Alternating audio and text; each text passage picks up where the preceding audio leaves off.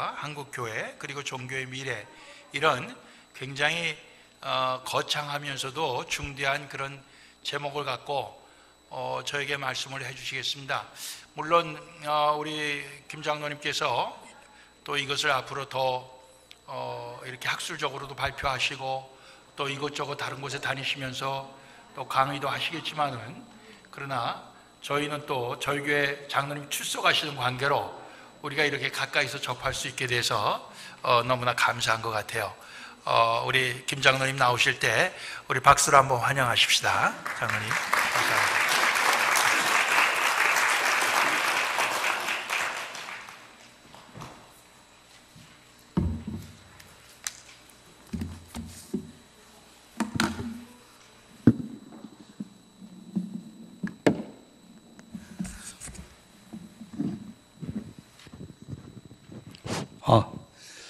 예, 지난주부터 이렇게 환거해 주셨고 제가 이 자리에 서게 됐는데, 먼저 노 목사님을 비롯해서 좋은 기회를 제공해 주신 당회에 감사를 드립니다.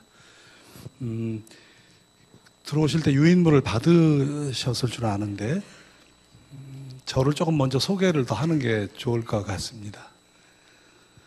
저는 북한에서 평안도 선천에서 저희 부모님이 신앙생활을 시작하셨고요. 저희 할머니 할아버님 때부터 3대째 신앙생활을 하고 있습니다. 저는 전쟁 직후에 서울에서 태어났고 모태신앙입니다. 줄곧 대전에서 자라고 서울에서 공부하면서 이 자리까지 왔는데, 한때는 저는 노 목사님도 계시지만 저희 매형이나 아버님의 영향을 많이 받았기 때문에 목회자가 되려고 했었습니다. 저희 아버님은 이제 이북에서 넘어오셔서 그 중앙신학대학을 졸업하셨습니다. 목회의 길로 가지 않고 청년운동을 하시는 관계로 이제 YMCA 총무로 봉직을 하셨고요. 장로셨지만 설교를 많이 하셨던 것 같습니다. 그리고 성경에 해박하셔서 저에게 큰 영향을 주셨습니다. 아버님하고는 어떤 주제를 놓고도 대화할 수 있었습니다. 2008년에 돌아가셨는데 지금도 늘 이렇게 뭔가 상호작용이 있는 것 같은 느낌을 가지고 있습니다. 또 한 분 저에게 큰 영향을 주신 분은 저희 매형이십니다. 누님의 이제 매형이신데 서정훈 목사님이십니다. 우리 플러턴 교회에 출석하고 계시고 선교학을 전공하셨는데, 제가 매형을 저는 막내 동생이니까 이남 이녀 중에서 저희 누님하고는 10여 년의 연령 차이가 있습니다. 어려서부터 보게 됐고 쭉 발자취를 아는데 참 진실한 분이거든요. 그래서 제가 매형의 설교 현장에도 자주 따라다녀 봤고 매형의 발자취를 잘 따라가고 있습니다.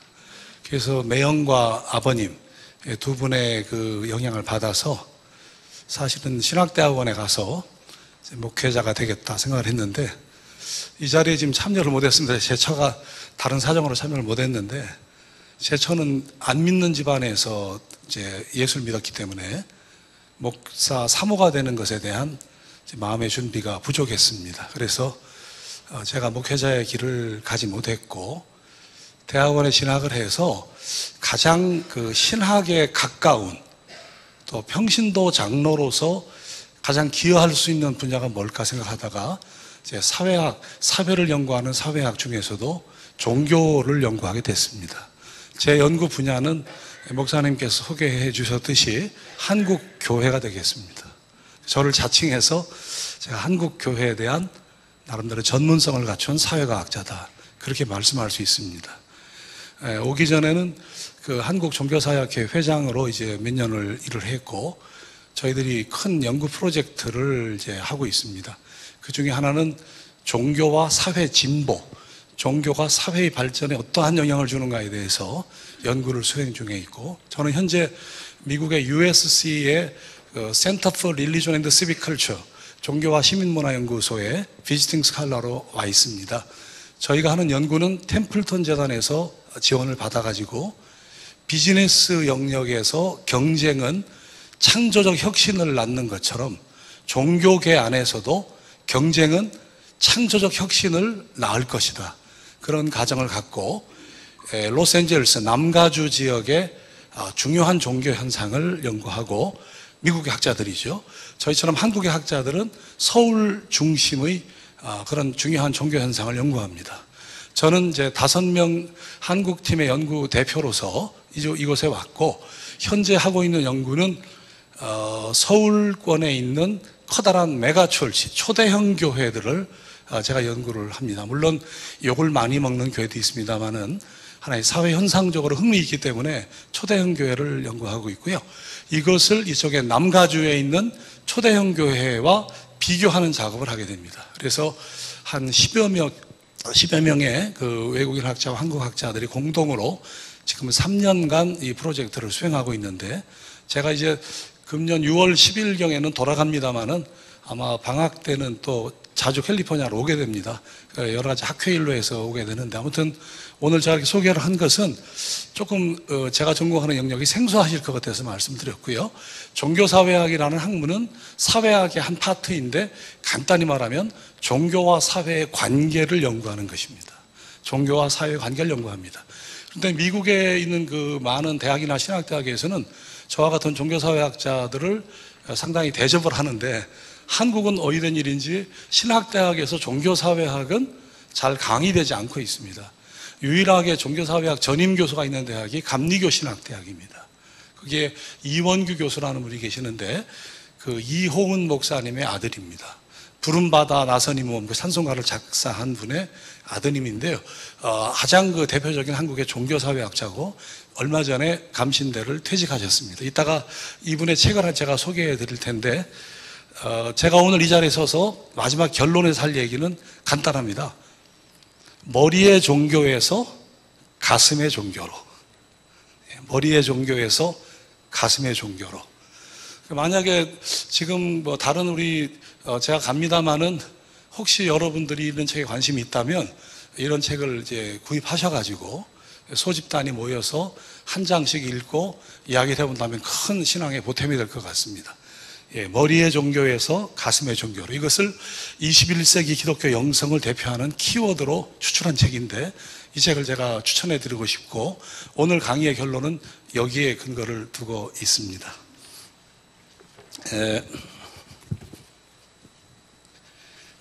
그 유인물이 있으니까 제가 유인물을 시간상 다 읽지는 않겠고, 이따가 파워포인트를 준비했습니다. 점심시간 끝나고 바로 지금 졸리시기 때문에 아마 조금 딱딱한 거는 지양해야 될 것 같아서 동영상도 준비를 했으니까 우리 안전도 선생님 파워포인트를 띄워주시기 바랍니다.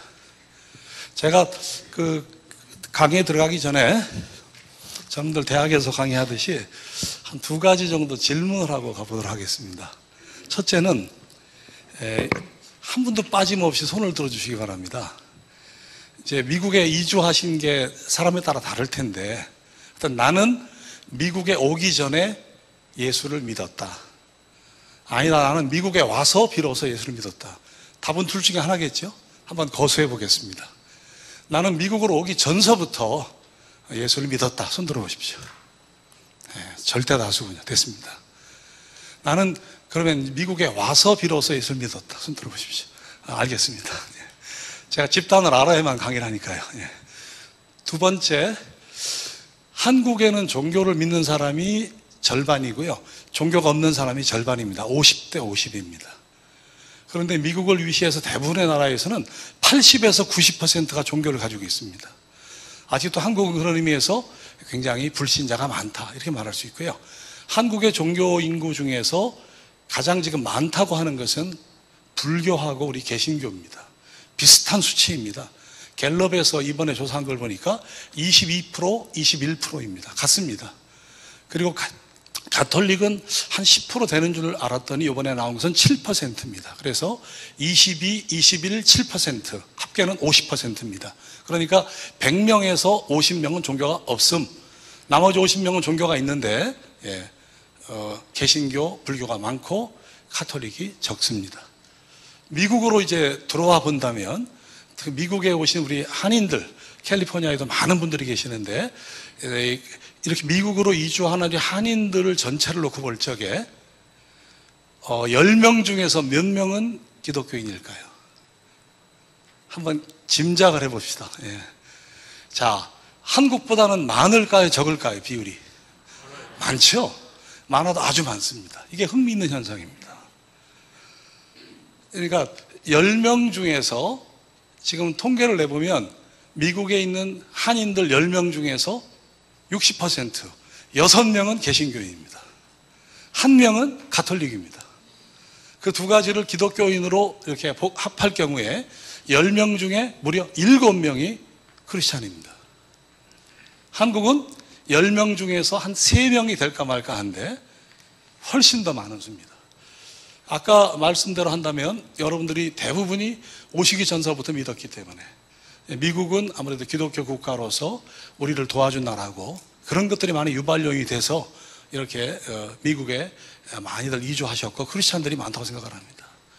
지금 세계의 많은 선진국들이 대개 기독교가 많은 종교들이 그렇게 부흥하지 못하고 있는데 유독 미국은 그래도 종교가 건재하다 그런 말을 합니다. 이 중요한 이유는 뭐냐면요, 이민자들이 많기 때문에 그렇습니다. 그러니까 이민이라는 현상과 종교에 대한 관심은 상당히 부합됩니다. 그런 점에서 하나의 실마리를 찾는다면은 아무래도 이민이라는 가정이 새로운 거기 때문에 그 속에서 우리가 새로운 종교성을 더 갖게 된다고 말할 수 있습니다. 하여튼 10명 중에서 여기 6명 정도가 크리스찬이고 개신교인이고 1명이 가톨릭입니다. 얼마 전에 중앙일보를 보니까 흥미있는 기사가 있었습니다. LA에도 점집이 많더라고요. 점집이 많은데 그 점집의 점집 운영자들의 이야기와 대부분의 고객은 누구다? 기독교인이라는 겁니다. 이건 우리에게 굉장히 심각한 도전을 주는 부분입니다. 목사님도 계시지만 이제 그런 문제를 우리가 파고들어야 되는 거죠. 그래서 참 가슴 아프고 안타까운 부분인데 그렇습니다. 한국의 점집 얘기를 좀 하면 저희 5명 연구자들 중에 한 사람은 한국의 점집을 연구하고 있습니다. 그분은 점 치는 걸 가지고 박사를 받은 종교학 박사인데 미아리 쪽에 점집이 많았는데 그건 이제 점점 수그러들고 있고요.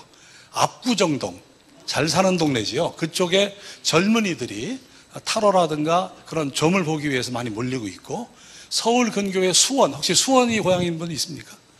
수원에는 최근에 시장이 됐던 분들이 점집의 특화 거리를 만들었습니다. 점집을 아주 양성화시킨 거죠. 그리고 하나의 문화재처럼 이렇게 해서 관광 수입을 올리고 있다는 얘기입니다. LA도 제가 알기로 어느 정도 그런 점술 문화가 많이 발전하는 것 같아서 그런 분은 이제 두 쪽을 비교하는 일을 하고 있는데,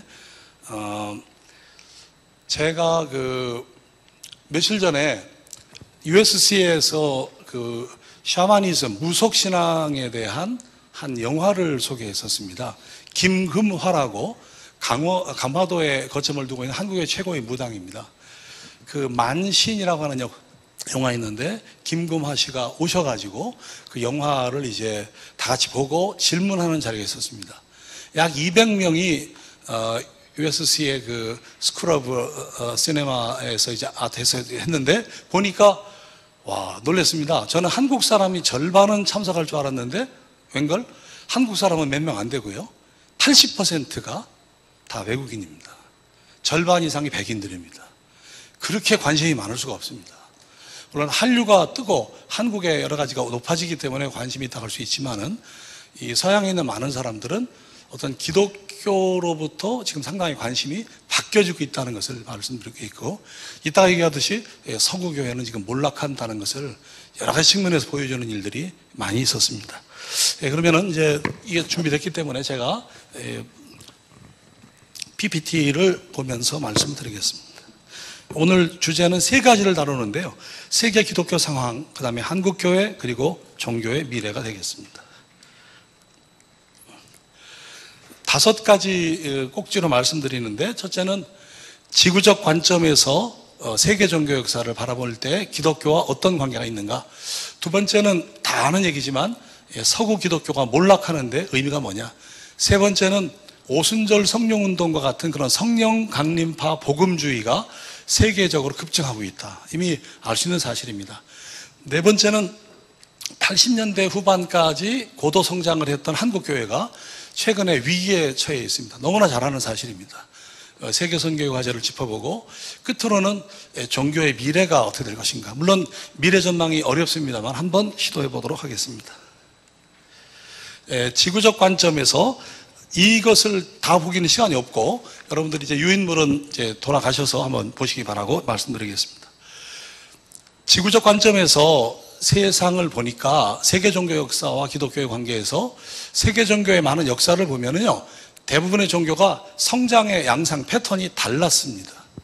그래서 세계 종교를 크게 한 서너 가지로 본다면은 첫 번째는 예루살렘을 중심으로 나타난 유일신앙, 유대교, 또 우리가 믿는 기독교, 그리고 이슬람교를 우리가 거점으로 볼 수 있고요. 인도 대륙에서 나타난 힌두교와 불교를 또 볼 수 있고요. 중국 대륙을 중심으로 나타난 유교라든가 이런 윤리 종교를 얘기할 수 있습니다. 물론 그 외에도 많은 종교가 있지만 세계 많은 종교학자들은 크게 3분해서 바라봅니다. 그 중에서 우리가 신앙하는 기독교는 예루살렘 중심으로 나타난 기독교라고 할 수 있는데, 여기서 중요한 것은 여타 세계 종교, 이슬람, 불교, 힌두교들과는 다르게 여기서 보면 이제 불교나 힌두교는 인도 대륙을 중심으로 나타났고요. 아무리 뭐 불교, 힌두교가 확장된다 하더라도 왠지 불교, 힌두교 하면 인도라든가 특정 지역을 연상하게 됩니다. 이슬람도 중동 지역을 연상하게 되죠. 물론 세계로 가고 있습니다만은 이슬람의 거점은 여전히 그것입니다. 그러면 기독교는 어떤 것이냐? 기독교는 이스라엘 땅에서 일단 태동해서 로마로 가서 영국으로 가서 대서양을 건너서 미국으로 왔고요. 지금 이제는 미국에서도 기독교가 흔들리면서 태평양을 다시 건너가고 있다. 현재 가장 기독교가 부흥하고 있는 것은 어딜까요? 중국이 되겠습니다. 중국입니다. 이미 한국이 부흥했지만 촛대가 넘어갔다, 이렇게도 볼 수 있거든요.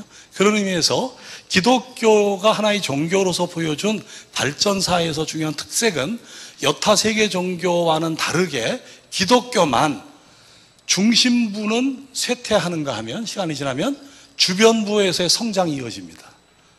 그러니까 낮은 자가 높아지고 높은 자가 낮아지는 그런 얘기입니다. 이게 굉장히 중요한 현상입니다.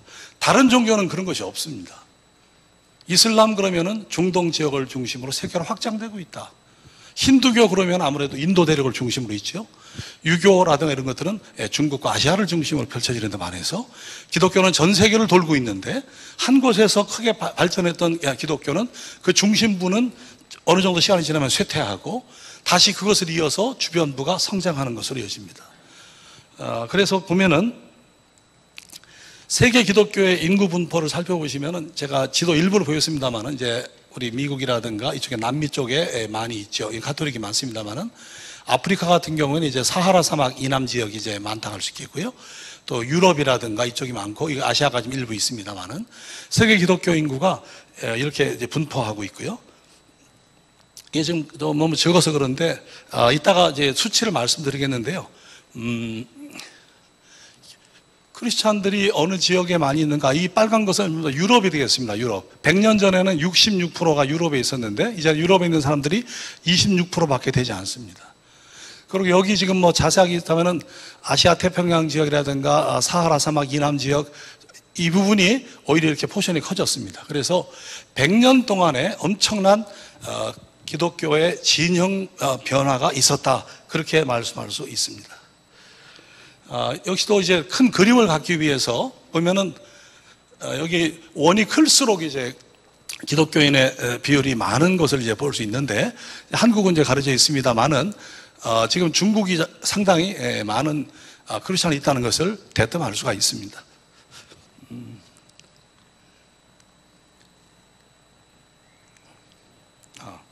그 다음에 이제 조금 흥미있는 걸 하나 보여드리면요.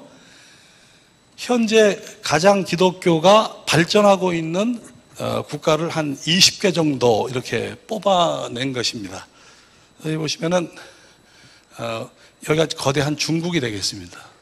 그다음에 중국 위에 몽고가 있지 않습니까? 몽고. 그다음에 이제 힌두교 문화권인 네팔이 굉장히 숫자는 적지만 그 배가 되는 시간이 짧아지고 있습니다. 흥미있는 현상이죠. 흥미있는 현상입니다. 아랍에미레이트 연합 같은 경우도 상당히 숫자는 적지만 어느 정도 성장이 이루어지고 있다. 아프리카의 일부 국가라든가 캄보디아 같은 국가들이 지금 상당히 약진하고 있는 것으로 볼 수 있습니다. 그러면은 두 번째로 들어가서 말씀드리는데, 서구 기독교가 몰락한다. 잘 아는 거지만은 어떻게 몰락하느냐, 왜 그러냐 하는 얘기를 조금 짚어보도록 하겠습니다. 영상 준비해 주세요.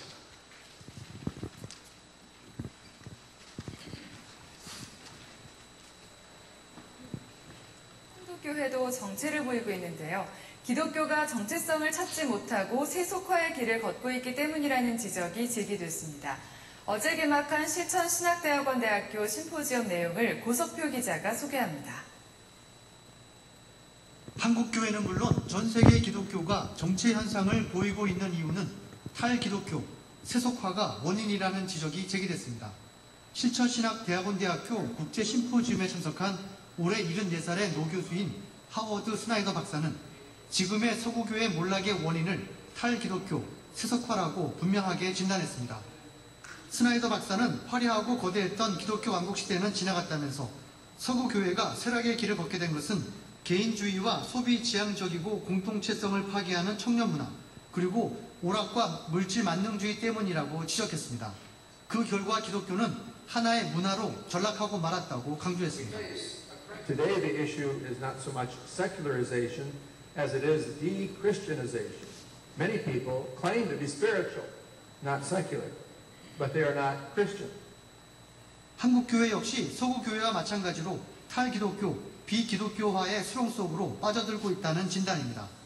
특히 교회 부흥의 주역이었던 1세대 지도자들의 영향력이 점점 줄어들고 공백이 생기자 이 공백을 문화사역과 전도 프로그램으로 채우려 했다는 지적입니다. 교회 대형화를 추구하고 전도 프로그램에 집중한 나머지 신자 개개인을 하나님의 사람으로 세우고 건강한 공동체를 만들어 나가는 작업은 부족했다는 겁니다. 할렐루야 하면만 있지 그 다음에 삶의 변화나 사고하는 거가 역사에 대한 책임을 진다는 건 거의 없는 거예요. 이게 지금 기독교가, 우리 한국교회가 수렁으로 빠져가고 있는 가장 근본적인 원인이에요. 이 밖에 심포지움에서는 일과 안식, 교회 사역과 가정사역, 복음과 문화, 공동체와 개인 등이 균형을 이루어야 한국교회가 건강해질 수 있다는 의견도 제시됐습니다. CBS 뉴스 고석표입니다. 20세기 들어 서구교회는 물론 한국교회도 예, 잘 들으셨습니까? 예. 너무 상식적인 얘기입니다. 다만 하나 더 추가를 하자면은 이 부분이 언급 안 되는 건데요. 왜 서구 기독교가 몰락했느냐? 여러 가지 주장이 있는데 그 중에 저는 최근에 연구를 종합해 볼 적에 패밀리 팩터, 가족의 요인이 있습니다. 그러니까 서구 사회가 산업화되면서 핵가족이 되고요. 전통적인 가족의 유대가 깨뜨려지게 됩니다. 그러면서 이혼이 증가하고 지금 동성애까지 나타나는 상황입니다. 목사님께서 설교 말씀을 통해서 진화론과 동성애가 가장 큰 적이라고 했는데 저도 동의합니다. 이게 무슨 의미하냐면요. 전통적인 이성의 만남으로부터 생산된 자녀와 함께 이루어지는 그런 가족의 연대망, 유대, 이것이 이제 사라지게 되면서 서구의 종교가 몰락한다, 이렇게 진단할 수 있습니다. 한국도 똑같은 과정을 겪고 있습니다. 저출산이 지금 문제가 되고 있죠. 고령화되는데 살펴볼 사람들이, 도와줄 사람들이 주변에 없습니다. 가족 간의 유대가 단절되고 있습니다. 사실은 가족은 굉장히 사회 기초 단위로서 가장 중요한 건데 전통적 가족이 붕괴된 거하고 그 다음에 교회, 종교의 몰락은 가지 나란히 이어져 있습니다. 이 부분을 이제 중시해야 되는데 지금 안타깝게도 이 부분을 강조하지 못하고 있는 것입니다. 그런 점에서 서구 기독교의 몰락을 설명할 적에 개인주의라든가 물질 만능주의 같은 것도 얘기해야 되지만은 보다도 앞서서 중요한 것은 가족의 유대가 무너지게 된 것을 중시할 수 있습니다.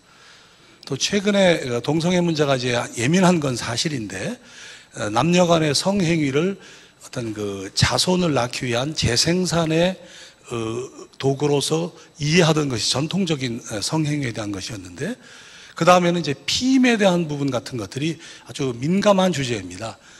이런 것들, 낙태, 유산 등에 대해서 교회가 어떤 입장을 취했는가 하는 것을 질문해 봐야 됩니다. 그러니까 성행위라는 것이 전통적인 의미에서의 재생산의 도구로 쓰여진 게 아니라 하나의 즐기고자 하는 것의 대상으로 어느 순간 바뀌었다는 것이고, 거기에 대해서 교회는 적당한 이야기를 하지 못했던 겁니다. 최근에 동성애라고 하는 것은 이성 간의 성행위를 통해서 쾌감과 만족을 얻을 수도 있지만 어떤 사람은 그것이 불가능하다는 것입니다. 따라서 그런 사람들의 동성애 추구는 적법한 것이고 그들의 개인적 선택과 자유라는 것이고 인권의 문제라는 거죠. 그런 사람들을 교회가 수용해야 된다는 겁니다. 이게 지금 커다란 논쟁을 낳고 있는 동성애 논쟁이라고 할 수 있습니다. 제가 95년도, 6년도에 캐나다의 토론토 대학의 한국학 비지팅 프로페서로 가서 그쪽에 서점을 가보니까 온통 호모섹슈얼에 대한 책입니다. 제가 너무 문화 충격을 받았습니다. 이제 20년이 지난 오늘에 와보니까 이게 구체적인 문제가 되고 있고, PCUSA, 미국 장로교회가 동성애를 갖다가 인정하는 바람에 지금 인근 선한목자교회 같은 경우 상당히 어려움에 처하게 된 것을 대단히 유감으로 생각을 합니다. 자, 서구교 기독교 몰락의 의미에서 아마 시간이 없어도 제가 준 것 중에서 제일 뒤에 유인물을 보시기 바랍니다. 3페이지.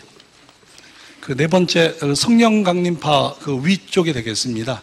3쪽에 세 번째 성령 강림파 복음주의의 세계적 급증 현상 그 위에를 보시면 좋겠습니다. 많은 서구 교회는 자신들이 수치를 당하고 있는, 둘째 줄입니다, 엄연한 사실을 부정하고 있다. 이와 관련해서 뜻있는 신학자들은 서구 교회의 진정한 수치는 굴욕을 당하고 있다는 사실을 부인하고 있는 자기 기만이라고 입을 모으고 있다. 회개해야 될 텐데 회개는커녕 지금 엉뚱한 일을 하고 있는 거죠. 이게 정말 참 한심한 일입니다. 하나님의 집에서부터 심판이 시작되는 것, 베드로 전서의 말씀이죠. 이것을 주목하는 캐나다의 신학자 홀도 앞서 영국의 뉴비긴 같은 사람의 견해와 비슷하게 서구 세계에서 기독교라는 종교가 해체되는 속에 하나님의 성령은 역사하고 있다고 본다. 아무튼 한마디로 말씀드리면은 서구 교회가 지금 굴욕을 당하고 있다. 그렇지만 애써 교만하기 때문에 자기들의 것을 부인하고 있다는 사실입니다. 세 번째, 이와 대조적인 현상은 성령 강림파 복음주의가 세계적으로 급증하는 현상이 되겠습니다. 우선 여기 보면은 제가 그 인터넷 자료를 하나 놨고요. 여기 제가 그 도널드 밀러라는 분의 책을 소개했는데, 제가 2006년도에 USC의 교환 교수로 왔을 때 그때 이 책을 이제 영어 책으로 접했는데, 이분이 책을 내고 저희가 이제 번역을 하게 돼서 한국에서 출판이 됐습니다만은, 이 책도 아까 그 머리의 종교에서 가슴의 종교로 비슷하게 한번 일독해볼 만한 가치가 있다고 생각해서 말씀드립니다. 왜 섬기는 교회에 세계가 열광하는가? 기독교적 성령운동의 새로운 모델, 이런 그 제목인데, 최근 2008년도에 번역서가 나왔습니다. 제가 설명하는 것을 좀 줄이고, 이게 좀 영문이라 좀 영어라 그렇지만은 아마 대강 어떤 얘기는 들을 수 있다고 생각을 합니다. 성령 강림파 복음주의가 세계적인 급증 현상을 보이는 것에 대해서 한번 동영상을 먼저 보겠습니다. 밀러 교수께서 만든 겁니다. 아프리카에 가서.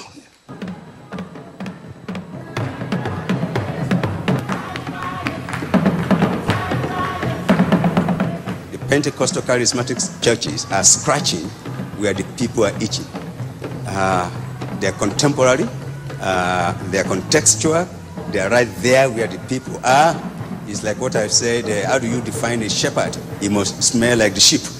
The title of the book that Ted Yamamori and I wrote is Global Pentecostalism. The subtitle is The New Face of Christian Social Engagement. Pentecostalism actually got its start in Los Angeles in 1906 and then spread around the world.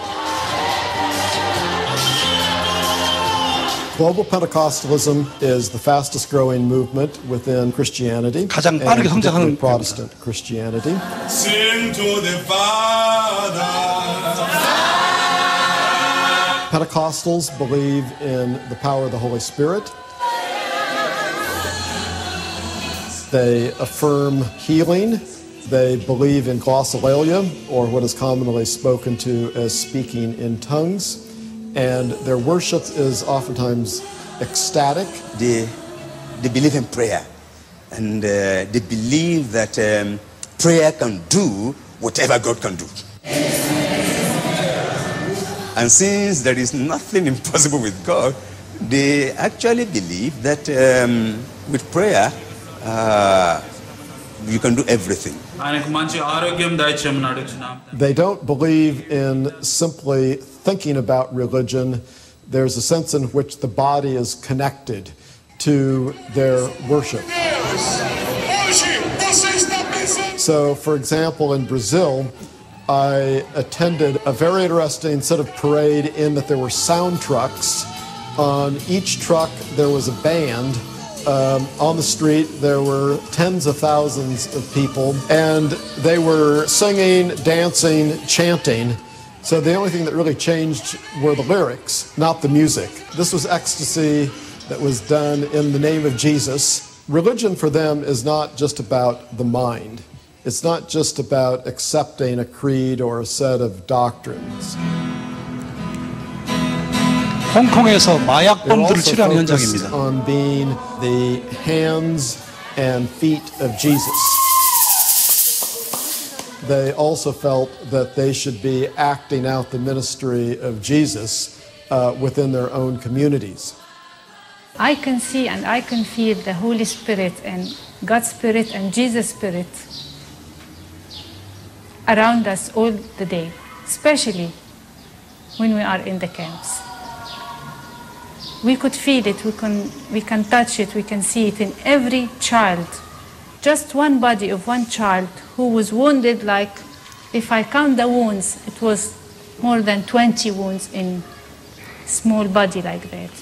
How many wounds were around his head? How many wounds were at his back when they slashed him? And when I see that in a small body like this child, I can see at his eyes, this is Jesus' eyes, you can get me. I strongly feel this is the example that Jesus left us behind. Wherever he went, he was doing good. He was preaching the gospel, he was teaching, and he was healing the sick. We are the hands that Christ has right now, and he can use our hands to touch somebody. Well, Pentecostals believe in conversion. And so in terms of life-changing experiences, every Pentecostal has had some moment when they, in their own minds, have been born again. They become a new person in Christ. But in my own opinion, the thing that cements these conversions and that keeps people coming back and maintains their commitment is the worship. 이런 아주 감동적인 그 예배가 중요시 됩니다. Is very warm. The people within these congregations are very warm with each other. There's a sense in which these churches almost function like surrogate families. For people who are more or less asking the question, who are we, by the way? Here comes a gospel that says that you are somebody.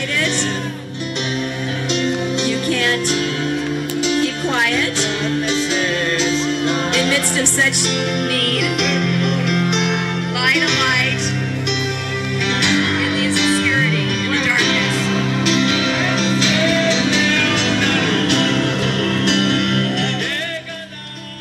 예, 됐습니다. 이게 영어라서 조금 그런데요. 아마 이분이 말씀을 똑똑하게 하기 때문에 어느 정도 알아들으셨을 것 같습니다. 간단히 말씀드리면은 인간의 신체와 어떤 정신, 마음을 분리하지 않고 하나로 합치된 걸로 보면서 아주 영적인 그런 감동이 넘치는 그런 예배가 강조되고, 병고침이라든가 목사님 설교 말씀에서 있었듯이 축사, 귀신을 쫓는 행위라든가 이런 것들이 굉장히 강조되고, 방언 등 같은 게 강조되는 그런 성령 강림파의 복음주의가 세계적으로 급증한다는 사실입니다. 복음주의 혹은 좀 더 심하게 말하면 아주 근본주의적인 그런 요소들이 굉장히 각광을 받고 있는 두 가지 흐름이 있다가 말할 수 있습니다. 자, 그래서 거기 그 4쪽인가요? 3쪽? 예. 성령 강림파 복음주의의 세계적 급증 현상은 조금 제가 이렇게 건너뛰면서 읽어보겠습니다. 지난 30-40년 동안에 3쪽에 전 세계적으로 보수주의 이슬람교의 급증에 버금가는 보수주의 기독교 개신교의 급성한 증대가 일어났습니다.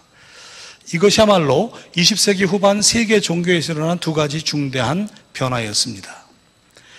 보수적 복음주의의 진전은 한때 제3세계로 불리던 나라들 중에서도 남미, 사하라 사막 이남, 아프리카 중에서 가장 두드러졌습니다. 하지만 필리핀이라든가 한국, 중국 같은 지역에서도 주목할 만합니다. 동유럽에서는 루마니아에서 두드러지고요. 소위 선진국인 서방세계, 영국, 네덜란드, 미국, 캐나다 같은 나라에서도 의심의 여지 없이 복음주의가 현재 가장 역동적인 종교라고 할 수 있습니다. 제가 시간 관계로 복음주의를 짤막하게 설명했는데 밑에 각 줄을 보시면 되겠습니다. 복음주의를 살펴봐 주시기 바랍니다. 이래서 오늘날 현재 북아메리카의 미국의 기독교 신자의 3분의 1은 복음주의 크리스찬인데 주로 가장 빠르게 증가하고 있는 종교는 신학적으로 자유적인 게 아니라 보수적인 복음주의적 개신교입니다. 그러니까 피스 USA가 아무리 활개를 쳐도 피스 USA는 제가 볼 때 얼마 지나서 이제 문을 닫을 겁니다. 자신 있게 얘기할 수 있습니다. 이쪽에 주류 개신교들은 이제 문을 닫는 일밖에 안 남았습니다. 왜냐하면 숫자가 줄어들고 재정 형편이 어려워지는 거죠. 반면에 복음주의 계열의 이런 그 교회들은 강성할 것이다. 이렇게 대조시킬 수 있습니다. 같은 맥락에서 오늘날 세계의 종교를 보면 어디에서나 상승 국면에 있는 종교 운동은 대부분이 보수적이거나 정통파 혹은 전통주의적이다. 얼핏 생각하면 사회나 문화를 따라가는 게 좋지 않은가 말할 수 있습니다. 그렇지 않습니다. 신앙의 어떤 본질을 지켜야 되는 거거든요. 그런데 어떤 둘레, 이런 그 바운더리, 경계를 갖다가 전부 이렇게 흐릿하게 설정하면은 내가 크리스찬인지 아닌지가 의미가 없는 거죠. 그래서 역설적으로 좀 믿기가 어려운 종교가 더 성장하고 발전하고 있습니다. 현재 최고로 양적인 성장과 물질적 성장을 하고 있는 것은 몰몬교입니다. 몰몬교입니다. 미트 롬니 같은 사람이 이번에 대통령 나오지 않겠다고 했습니다만은 몰몬 같은 경우 굉장히 규제가 까다롭고 엄격하고 대단히 보수적입니다. 어떻게 그런 종교가 될 수 있는가? 그렇지 않습니다. 우리 한국인들이 모이는 이런 한인교회 같은 경우 자유로운 미국인 교회보다는 훨씬 더 많은 의무라든가 이런 게 있습니다. 설거지도 해야 되고요. 네. 백인들 보고 하자면 그건 절대 안 할 겁니다. 네. 이런 의미에서 역설적으로 가장 보수적인 또 정통적인 전통주의적인 그런 종교들이 오히려 강세다. 북미의 미국이나 캐나다의 경우에도 진보적 신학을 표방하는 소위 주류 개신교회는 쇠퇴하고 그와 달리 상대적으로 상승하고 있는 것은 복음주의 종교다. 그렇게 이야기할 수 있습니다. 그 다음 페이지 보시면요. 오늘 지금 남아메리카, 남미 같은 경우에 약 4천만, 5천만 정도의 개신교도들이 있는데 이들 중에 또 일부는 이쪽 미국에 지금 들어와 있습니다. 급증하고 있는 복음주의 중에 다수파는 성령 강림파, 이른바 펜테코스타들로서 이들은 성서적 정통성과 도덕적 엄격성에다가 엑스타시, 황홀한 어떤 체험을 중시하는 예배 형식과 성령 치유의 강조를 결합한 유형을 보인다. 그러니까 이런 것들이 좀 펜테코스탈적이다 이렇게 말할 수 있습니다. 그 다음 단락에서 보시면은요, 이슬람 운동은 기존의 이슬람 국가나 이슬람 이민자들 사이에서 발생한 반면에 복음주의가 전혀 알려지지 않거나 미진했던 세계 속에서 극적으로 증가를 하고 있습니다. 제가 여기에서 이제 마무리하면서 하나 강조하는 것은 중국의 상황이 되겠습니다. 중국은 모택동의 지배하에서 종교를 무지막지하게 탄압을 했는데 모택동이 죽고 나서 경제개혁을 단행하고 개방을 합니다. 그러면서 산업화 도시화가 이루어졌는데 공산당의 예상과는 다르게 중국에서 대부분의 종교가 성장했는데 가장 빠른 것은 개신교가 되겠습니다. 그래서 49년 당시만 해도 중국 본토에는 개신교 신자가 100만 명이 채 안 됐는데 최근의 통계를 보면은 2010년 현재 개신교 신자가 무려 약 6천만 명 되고 카톨릭 신자가 1,000만 명쯤 됩니다. 지금 퍼듀 대학의 팽강량이라는 세계적인 종교사회학자가 있습니다. 이분의 추계에 의하면 현재대로 나간다면 2035년쯤 되면 중국의 개신교 신자는 무려 2억 5천만 명이 돼서 단일 국가로서는 세계에서 가장 큰 기독교 국가가 될 거라고 보고 있습니다. 놀라운 얘기입니다. 2035년 얼마 안 남았습니다. 20년만 기다리면 중국은 세계의 가장 큰 기독교 국가가 될 거다. 폭발적인 성장을 하는 중국 개신교의 중요한 성격 역시 삶을 변화시키는 종교적 체험으로 본어게인 중생을 강조하는 보수적 복음주의, 특히 그 중에서도 오순절 성령운동적인 종교라는 것을 지적하지 않을 수 없습니다. 그 다음에 이제 네 번째는 한국에 대한 얘기는 상당히 잘 아는 내용이라 한두 가지만 언급하겠습니다. 고도 성장한 다음에 한국교회와 세계선교회 과제 그 페이지의 마지막에 보시면은요, 한국은 현재 미국 다음으로 세계선교를 많이 이제 하고 있는데 그 중에서도 한국교회와 세계 곳곳에 있는 수많은 한인 디아스포라 이주민들의 교회 역할이 최근 더 중요해졌다. 그런 의미에서 이제 우리 플러턴 교회 같은 경우에 이주자들에 의한 한인 교회로서 세계 선교의 과제를 생각할 필요가 있습니다. 한국이 왜 주목을 받느냐면은 그동안 한국 교회는 성장했고 선교 자원이 축적됐고 인력이 많았고 또 비교적 건실한 신학 성향과 높은 선교 열정을 가졌기 때문입니다. 근데 한국에서 신학생들이 미국의 대학에 와서 공부를 할 경우에 자칫하면 자유주의 신학의 세력을 받고 한국으로 돌아가게 됩니다. 이게 문제라고 할 수 있습니다. 한국 선교에 대해서 이야기할 때 중요한 것은 선교사들의 수적인 성장, 선교 성장인데 그 다음 페이지 보시면은요, 장신대에 계시는 안교성 교수가 전문가입니다. 이분이 볼 적에 한 세대 동안에 선교사의 숫자가 200배 성장했다. 몇백 배? 200배. 여러 가지 원인이 있습니다. 제가 볼 때는 선교의 열정도 있지만 너무 지나치게 목회자를 과잉으로 공급한 것이 문제입니다. 이것이 많은 역작용을 낳고 있습니다. 일단은 한국 선교가 굉장히 요란하지요. 몇 년 전에 아프가니스탄의 샘물교회 피납 사태도 나오지 않았습니까? 그런데 문제는 한국교회가 파송하고 또 앞으로 파송할 선교사들 중에 사도 바울처럼 성령의 인도하심에 따라 자신을 부정하는 선교사다운 선교사가 정말 얼마나 많이 있는가 하는 겁니다. 이게 이제 중요한 과제가 되겠습니다. 다시 한번 말씀드리면은 다른 문화를 이해하고 지구적인 안목과 능력을 갖춘 준비된 선교사가 과연 얼마나 될까? 너무 선교사를 교회별로 보내다 보니까 개교회 중심주의에 함몰되어 있습니다. 또 한국교회의 신학대학이 커리큘럼이 폐쇄적입니다. 저희들 같은 종교사회학자들이 쓸 어떤 공간을 주지 않습니다. 너무 답답한 거죠. 미국의 종교사회학대에 가보면은 목사님, 신부님, 많은 성직자들이 같이 사회과학자들하고 논의하고 고민하고 있습니다. 한국은 그런 모습이 보이지 않습니다. 저 같은 종교사회학자가 한국에 20명이 채 안 됩니다. 한국의 종교인구가 얼마나 많습니까? 이게 역설입니다, 아주. 자, 그런 의미에서 현재 교단별로 난립한 각종 신학교 문제가 문제인데 이런 상황이 지속되는 한 상당히 답답하다는 말씀을 하고 싶습니다. 영국의 복음주의 신학자 존 스토트는 오늘날의 기독교 상황은 역설적이다. 어떤 지역에서는 교회가 크게 성장하지만 깊이가 없는 성장이 문제가 된다. 제가 볼 때는 한마디로 교회는 적절한 제자도가 결여되어 있는데 이런 따가운 지적은 현재 우리 한국교회에 그대로 해당된다고 생각을 합니다. 성장은 했는데 깊이가 없는 거죠. 이게 우리의 가슴을 때리는 비판입니다. 이런 점에서 사도행전에 기록된 안디옥 교회를 따라 정말 교회다운 교회가 되도록 힘써야 되는데 그러기 위해서는 사역의 우선순위와 통상적인 교회 구조에 대한 변화가 있어야 됩니다. 변화해야 됩니다. 즉 전도가 선교의 중심이면 교회 사역을 위해서 예산 편성과 구조가 교회의 현상 유지로부터 복음화 중심으로 바뀌어야 합니다.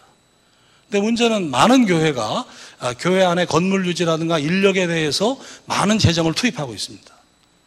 정말로 10의 1조 아니 그 이상을 바깥으로 우리가 구제사역하고 사회선교하고 선교사 보내고 제대로 써야 되죠. 이거 안 되는 겁니다 지금. 그렇기 때문에 비판의 화살은 계속 교회로 오고 있다. 우리는 이렇게 말합니다. 10의 1조를 하듯이 정말로 교회가 해야 되지요. 또 신학대학이 어려우면 신학대학 더 와야 되지요. 이것이 지금 안 되는 겁니다. 그러면서 개별 교회만 그냥 성장하고 경쟁하는 것이 우리들의 자화상이다 하는 얘기입니다. 역사적으로 진퇴를 거듭하며 오늘의 이런 세계 기독교 발전사의 상황을 집중 주목할 때 한국교회는 한때 고난보다는 영광의 신학을 내세우며 위세당당했던 서구교회가 최근 당하는 굴욕을 타산지석으로 삼아 뉴비긴의 주장처럼 끊임없이 돌아보고 회개하며 새로운 헌신하는 진정한 자기개혁을 해야 된다. 정말 자기개혁이 있어야 되겠습니다. 자, 너무 제가 무거운 얘기를 드렸는데, 이제는 강의의 마무리로서 종교의 미래 전망에 대한 말씀을 드리겠습니다. 미래를 전망하는 것이 상당히 위험하죠. 그러나 한번 조심스럽게 해보고자 합니다. 여기 제가 도움을 받은 것은 이 단 밀러 교수의 최근의 그 글이 되겠는데, 아무리 바빠도 그 밑에 보면 종교의 미래 전망에 5번 각주가 있습니다. 풋노트가 있는데 보십시오. 이분이 세계적인 종교사학자인데 최근에 역사 종교가 3가지 중요한 스트레스 요인을 받고 있다.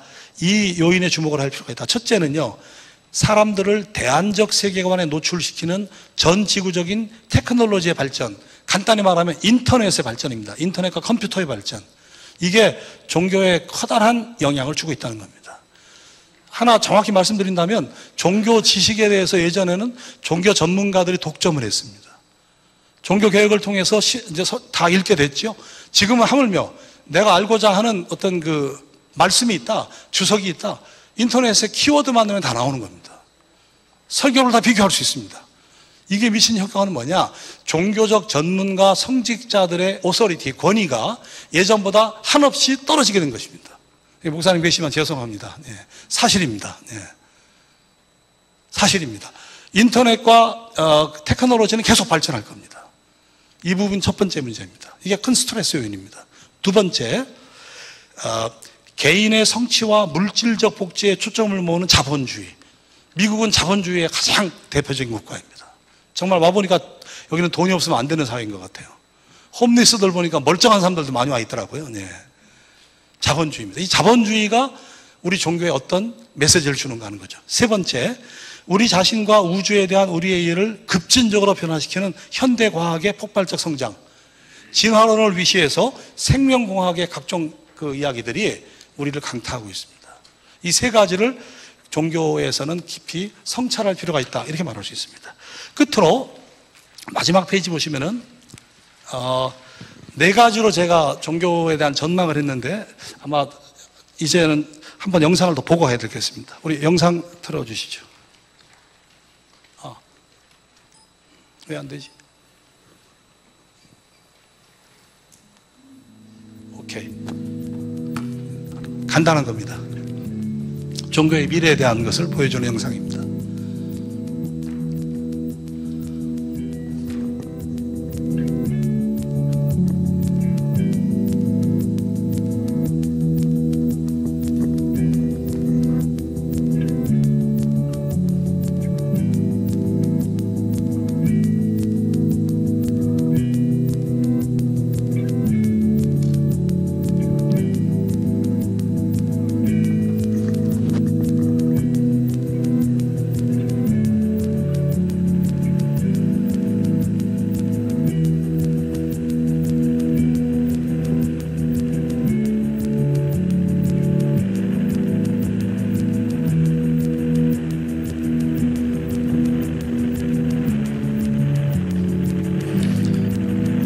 세계의 많은 지식인들이 참여하는 논쟁 중 하나가 The Future of Religion, 종교의 미래에 대한 것이 되겠습니다. 저도 거기에 이제 부분적인 참여를 하고 있는 입장에서 말씀을 좀 드리겠고요. 개인적으로 제가 현재 연구하는 또 다른 주제는 이제 연구가 끝났습니다만은 글로벌 사회와 종교, 글로벌 사회와 종교입니다. 그래서 한 300여 쪽 되는 책을 지금 교정하고 있고 내년 5월 제가 돌아갈 즈음에서 서울대학교 출판부에서 저서가 나오게 됩니다. 그래서 저는 이제 글로벌리제이션, 세계화가 종교에 어떤 영향을 주는가 관심을 갖고 지구적인 관점을 갖고 세계의 종교를 조망하고 있습니다. 그런 관점에서 4가지로 얘기할 수 있는데 마지막 페이지 보시면 첫째, 종교의 미래. 각종 테러라든가 분열이 분출되는 오늘의 지구촌의 상황이 잘 말해주듯이 오늘의 종교계에서 어떤 그 신앙의 가장 뿌리, 원래의 모습으로 돌아가려는 원리주의, 근본주의로 번역할 수 있는 펀다멘탈리즘, 이것의 반응은 적어도 당분간은 계속 늘어날 것으로 볼 수 있다. 우리 IS가 지금 얼마나 문제가 되고 있습니까? 뭐 보코하람 같은 데가 계속해서 문제를 일으키고 있지 않습니까? 너무 말도 안 되는 것 같죠. 그러나 그게 굉장한 언론의 주목을 받고 있는데 아직은 사라질 기미가 없습니다. 물론 어떤 사람, 밀러 교수 같은 사람은 앞으로 한두 세대만 지나면 근본주의 반응은 좀 쇠락할 것으로 낙관합니다. 과연 그렇게 볼 수 있을까? 저는 다르게 봅니다. 개인의 권리, 개인의 선택, 인권을 특히 강조하는 현대 자본주의의 영향을 문제시하면서 보다 단순한 삶, 젠더는 성의 역할이죠. 남녀의 그런 젠더의 역할, 또 전통 가족의 중요성을 강조하는 근본주의적인 반응은 선진국보다는 개발도상국에서, 그리고 서구 사회보다는 비서구 사회에서 그렇게 쉽게 퇴진할 거로 보기는 힘들다고 생각합니다. 그런 점에서 근본주의를 그렇게 쉽게 볼 수 없다. 전혀 말이 안 되는 것이라고 평가절하해서는 안 될 거다는 말씀을 제가 드립니다. 이번에 IS에 우리 청년 하나가 가담을 했죠. 김군인가 신문 보셨죠? 걔가 얘기한 것 중에 뭐가 있습니까? 한국은 여성이 지배하는 사회라는 거죠. 남녀의 어떤 역할, 남녀의 권위가 대한민국처럼 한 세대가 안 되는 동안에 급하게 바뀐 나라가 없습니다. 세계에. 여러분들 모르시겠지만 호주제가 없어졌습니다. 호주제도가 없습니다. 이제는 호주라는 개념이 없습니다. 호주라는 개념이 없습니다. 그 여성이 이렇게 많이 올라섰죠. 지금 많은 도처에, 대통령도 여성입니다만은, 우리는 너무 당연하게 여기지만은 이게 엄청나게 많은 사회 변화를 초래했습니다. 서울에 남포교회가 있습니다. 박영선 목사님이라는 분은 남성의 그런 그 쇠락한 권위를 올려주는 그런 목회를 하고 있습니다. 정운찬 지난번 총리가 거기 안수집사로 나가고 있습니다. 두 번째, 영적인 자유주의, 스피리추얼 영적인 자유주의인데요. 제 전공인 종교사학 분야에서 최근 거론되는 새로운 현상은 바로 spiritual but not religious, 영적이에요. 영적인데 관심은 있어요. 그러나 어떤 제도 종교에 소속되는 것은 꺼려하는 그런 사람들이 증가합니다. 우리 교회에도 요즘에 뭐 가나안 성도라고 해서 교회를 안 나가지만 교회의 신앙을 잃어버린 건 아닌 청년들이 많다, 그런 말을 하는데 일종의 그런 현상입니다. 이는 주로 젊은 세대에서 많이 나타나는데 뉴에이지 운동에서 잘 나타나듯 진리가 세상에 여러 개가 있다는 다원주의적 세계관에 동정적입니다. 한편 영적인 자유주의는 진리에 대해서 나만이 옳다는 배타적 태도를 보이는 기성제도 종교, 대표적인 것이 복음주의 개신교를 거부하고 특히 그것의 부패를 비판합니다. 카톨릭은 어떤 의미에서 배타주의보다는 더 열려있는 종교 다원주의 쪽으로 가고 있는 겁니다. 한국에서 가톨릭은 불교하고 가깝습니다. 근데 가장 배타적이다라고 국민들이 인식하는 종교는 우리가 믿는 개신교입니다. 그런 의미에서 영적 자유주의가 젊은이들을 통해서 많이 나타나는데 탈종교 현상, 2030 세대의 탈종교 현상은 세계적 트렌드입니다. 미국도 마찬가지입니다. 한국도 마찬가지입니다. 생각합니다. 이 부분은 앞으로 강화될 것이다, 그렇게 전망할 수 있습니다. 세 번째, 지구촌의 다양한 조직화된 종교들 중 어떤 것도 하룻밤 사이에 없어질 것은 거의 없기 때문에 개별 종교의 본래의 정신을 재생하기 위해서 필요한 약간의 변화를 추구하는 제도적 개혁의 성장은 예상된다. 이것을 지금 가장 잘 보여주는 예는 최근에 아르헨티나 출신의 교황이 된 프란시스 교황이 되겠습니다. 필리핀, 한국을 방문했을 때 엄청나게 많은 인파가 지금 몰리고 있습니다. 여성에게 교회 내에서 예전보다 더 역할을 할 수 있도록 만들어주고 이혼 또 출생 제한 등과 관련된 금지를 없애기 위해 교황은 여러 곳에서 추기경을 바꾸고 교회의 제도적 부패를 뿌리 뽑고자 노력할 것입니다. 그래서 이제 많은 종교사회학자들은 가톨릭 교회는 앞으로도 오랫동안 지배적 종교가 될 거라고 예상합니다. 한때 많은 학자들은 가톨릭은 군주제에 어울리고 가톨릭은 개신교는 민주공화제에 어울린다는 얘기를 했었습니다. 가톨릭은 농경사회를 배경으로 한 것이고 개신교는 산업사회를 배경으로 한 것이죠. 커다란 차이가 있습니다. 막스 베버가 얘기했듯이. 그러나 놀랍게도 가톨릭은 건재합니다. 지금 한국도 가톨릭이 가장 빨리 성장하고 있습니다. 누구 속에서? 한국의 인테리어를 자처하는 사회경제적 중상층 속에서입니다. 서울 강남의 인구 속에서 개신교 교인들보다 가톨릭 신자가 더 많습니다. 흥미있는 현상입니다. 몇 년 전에 프랑스에서 한 언론인이 찾아왔습니다.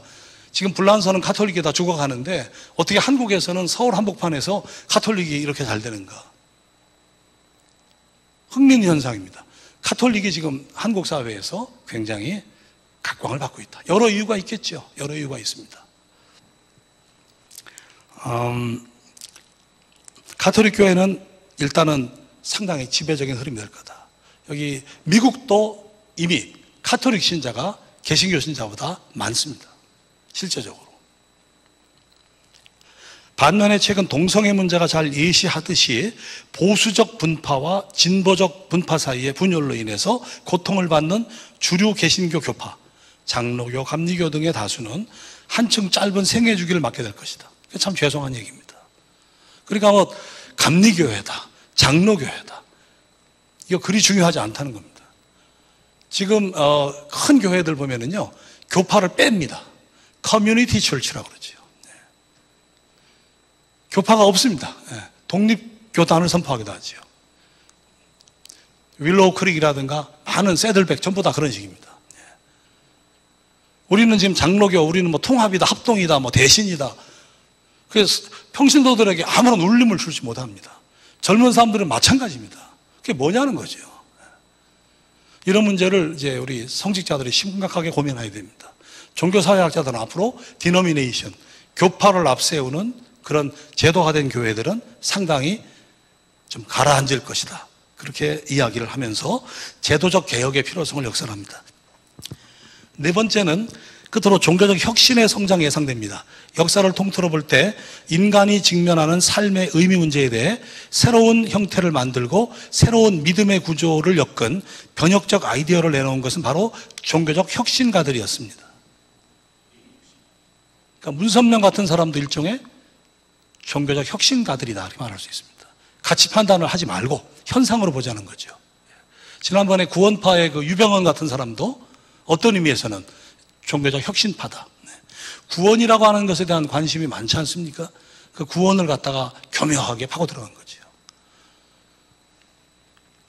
최근 세계 기독교계의 상황에 주목할 때 지구촌에서 잘 사는 북반부가 아닌 가난한 남반부에 있는 국가들 속에서 오순절 성령운동이 크게 부흥하고 있다.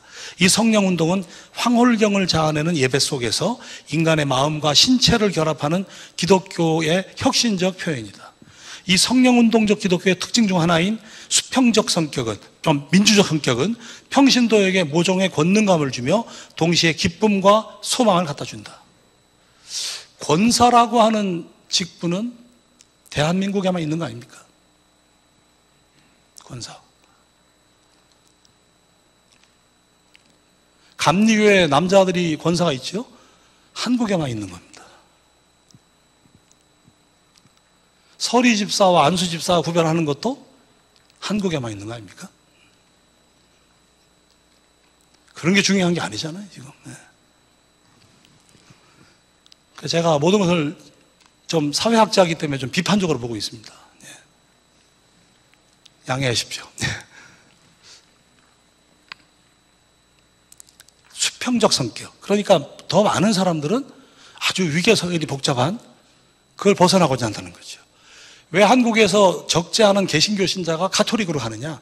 개신교가 부패한 부분도 있습니다만 제가 볼 때는 조직의 측면에 다릅니다. 가톨릭은 평신도가 다 같이 평신도입니다. 회장이 있습니다만 우리처럼 층층시하의 계급이 아닙니다. 사회적으로는 굉장히 높은 CEO인데 교회에서는 계속 서리 집사인 겁니다.